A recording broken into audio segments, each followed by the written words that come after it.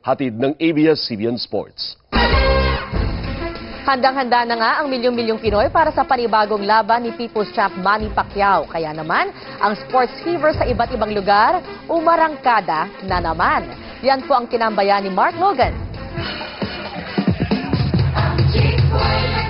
Ilang pirasong barya, gawgaw na sangkaterba at malaking palanggana, katalo na. Bigay nito ay sanlaksang saya. Buko namang binabad sa mantika pawawalan sa gitna ng kalsada. Ay grabe, handa silang mamuhunan ng ilang bukol sa untugan at magsakripisyo ng ilang ipin sa banggaan ng nguso para lang maagaw ang buko. At kung medyo pisikal ito, sukatan naman ang resistensya dito sa kakaiba nilang karera. Kakaiba kasi mga kasali nakamaskara. Regular na pampapawis ng mga pedicab drivers na nilagyan ng napapanahong tema at minsan nababahiran din ng protesta dahil naligaw ng finish line ang nanguna sa karera. Anong nangyari, Eddie Hill?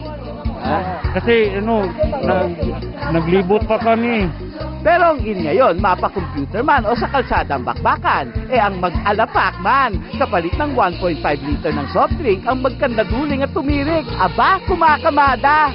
Knockout pati cameraman. Pinagsama daw na Pacquiao at Cotto ang tawag dito. Kaya bansag sa kanya ay Manny Pacto. Tulad ni Pacman, panay ang ensayo. Kumpleto sa trainers, kulang na lang matuto. Itresin ko si Cotto. Sa tingin ko naghahanda si Manny Pacquiao sa si Cotto. Birthday niya ba? Naghahanda? Ito yung si Cotto, yung kalaban niya. Mark Logan, Patrol!